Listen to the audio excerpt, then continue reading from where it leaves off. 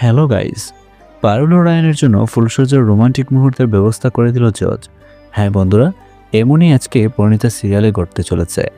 পারুল আর রায়ানের জন্য ফুলসজ্জার রোমান্টিক মুহূর্তের ব্যবস্থা করে দিল জজ। আজকের পর্বে আবেগ, অস্বস্তি, নীরব ভালোবাসা আর সম্পর্কের সূক্ষ্ম টানাপূর্ণে মিলিয়ে দর্শকরা পেল এক অন্যরকম অনুভূতির অধ্যায়। আজকের গল্পটা ছিল চিৎকার বা বড় কোনো সংঘর্ষের নয়, বরং চোখের ভাষায় থেমে থাকা সংলাপ আর না বলা অনুভূতির। পর্বের শুরুতেই আমরা দেখি বাড়ির ভেতরে এক অদ্ভুত নীরবতা। চারপাশে সবকিছু স্বাভাবিক, কিন্তু পরিবেশের ভেতরে একটা চাপা টান। পারুল যেন নিজেকে গুটিয়ে রেখেছে। তার চলাফেরা, তার চোখের দৃষ্টি, সবকিছুতেই একটা দ্বিধা কাজ করছে।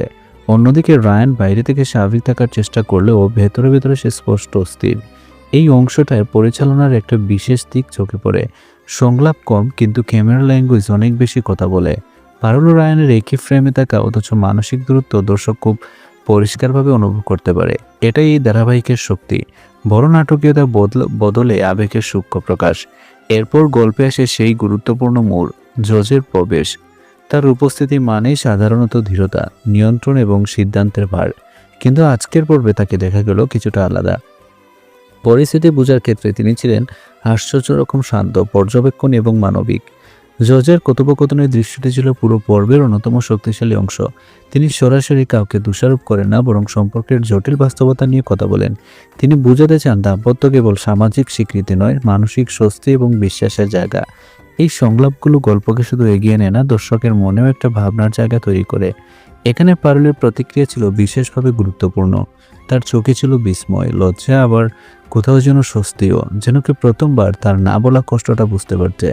রায়ানের অভিব্যক্তিও ছিল লক্ষ্য করার মতো। তার ধীরতার আড়ালে থাকা নরম মানুষটাকে আজ একটু বেশি স্পষ্ট মনে হয়।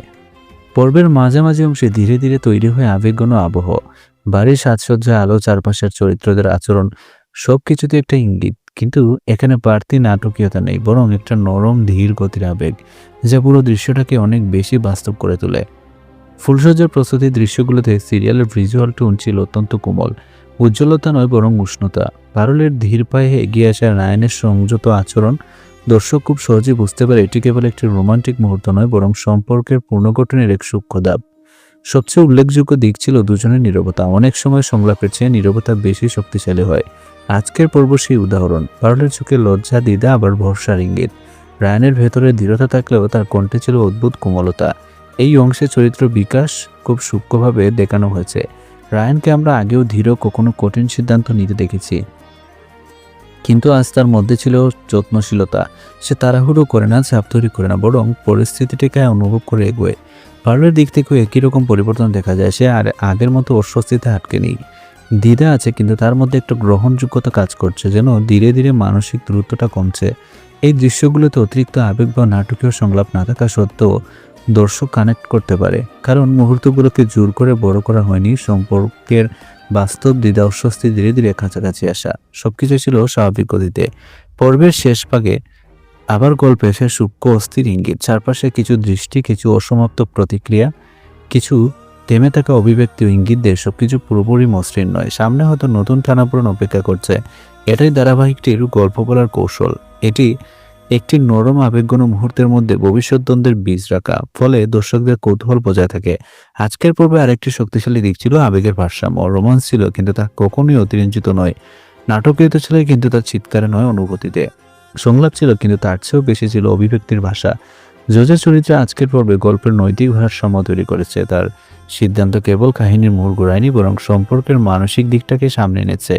এই ধরনের দৃশ্য এই ধারাবাহিককে সাধারণ প্রেম কাহিনী থেকে আলাদা করে।